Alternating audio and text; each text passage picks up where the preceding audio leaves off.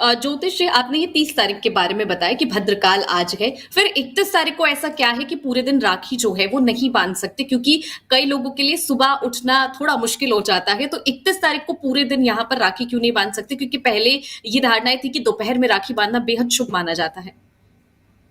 नहीं, ऐसा नहीं होता। देखिए, इसमें शुभ और अशुभ का जो निर्धारण होता है ना, वो मुहूर्त से होता है। अब ऐसे तो अगर आज भद्राएं ना होती, पूर्णिमा तिथि तो शुरू हो ही चुकी है। पूर्णिमा तो आज मॉर्निंग में चालू हो ही गई थी 10:59 से। और पूर्णिमा में राखी बांधने का विशेष महत्व है, रक्षाबंधन मनाने का। बट अब ये तिथि तो प्रारंभ हो गई, पर अब पूरा दिन तो भद्राओं में निकल गया। अब मान लो भद्रा नहीं होती तो बिल्कुल बांधते, तो इसका दिन से महत्व मतलब नहीं होता। इसमें ये देखना पड़ता है कि भद्राएं ना हो, लाभ की चौगड़ियां हो, कोई अमृत की चौगड़ियां हो तो वो 3 घंटे बड़े विशेष हो जाते हैं। कोई शुभ की चौगड़ियां हो, या फिर उस समय को राहु काल को अवॉइड कर दिया जाए। अब जैसे कल पूर्णिमा समाप्त हो जाएगी मॉर्निंग में और 7:06 पर समाप्त हो जाएगी। तो इसीलिए पूर्णिमा में चंद्रमा का जो प्रकाश होता है वो सबसे ज्यादा बली होता है। और चंद्रमा मन सो जाता है, चंद्रमा मन को रिप्रेजेंट करता है, मन की ताकत देता है, विचार शक्ति देता है, स्थिर देता है, शांति देता है। तो अगर आप इस पूर्णिमा तिथि में ही रक्षा सूत्र बांध देते हैं तो बहुत ही अच्छा रहेगा।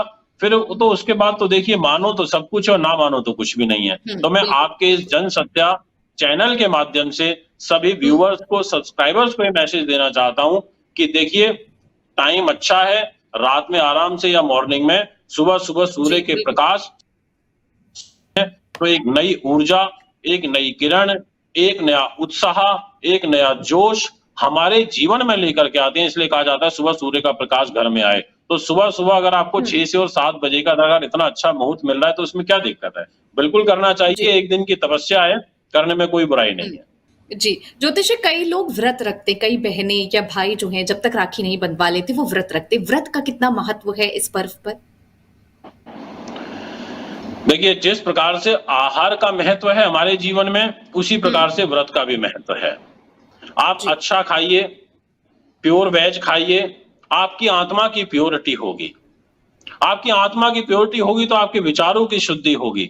इसलिए बड़े बड़े संत महात्मा फलहार करते हैं, अवॉइड करते हैं अन्न खाने से। ऐसे ही जब हम अन्न को त्याग करके, क्योंकि अन्न तमाम प्रकार, ये क्या, भूगर्भ में जन्म लेता है, भूगर्भ में पनपता है अन्न, और उसको हम ग्रहण करते हैं। तो जब तप करते हैं, तपस्या करते हैं, भक्ति भाव समर्पित होकर के हम उस ग्रह के लिए, देवताओं के लिए, गुरु ब्रह्मा के लिए, शिव जी के लिए जब हम हाथ जोड़ते हैं तो तपस्या से ही कार्य की सिद्धि होती है। तो व्रत एक तप की कैटेगरी में आता है। इसलिए व्रत धारण किया जाता है कि मन से भाव कि हे प्रभु, मैं आज अपने भाई के लिए व्रत धारण कर रही हूं, मेरे इस व्रत को आप स्वीकार करिए। मैं आज अपने शरीर को तपाना चाहती हूं, आपके श्री चरणों का ध्यान करना चाहती हूं, अपने भाई की आयु के लिए, उसके स्वास्थ्य के लिए, समृद्धि के लिए तप रख रही हूं, आप मुझे आशीर्वाद दें। तो उस जो बॉडी का एनर्जी लेवल होता है ना, वो बहुत हाई हो जाता है। आप देखिए, जब नवरात्रे चलते हैं और जब 9 के 9 दिन लोग व्रत धारण करते हैं, तो उसके बाद वो जब कहते हैं ना कि खाना खाया तो मजा नहीं आया, मतलब बॉडी हल्की हल्की लग रही थी जब व्रत कर रहे थे, क्योंकि आपने अन्न को ही त्याग कर दिया। यानी कि आप समर्पित हो गए, भक्ति का भाव आपके अंदर आ गया। जो शरीर में अन्न जाने के बाद जो विकार पैदा होते हैं, उनसे आप मुक्त हो गए, आपका ध्यान बढ़ गया, कंसंट्रेशन बढ़ गया। इसलिए व्रत धरने का, रखने का एक विशेष महत्व है प्रभु को खुश करने के लिए।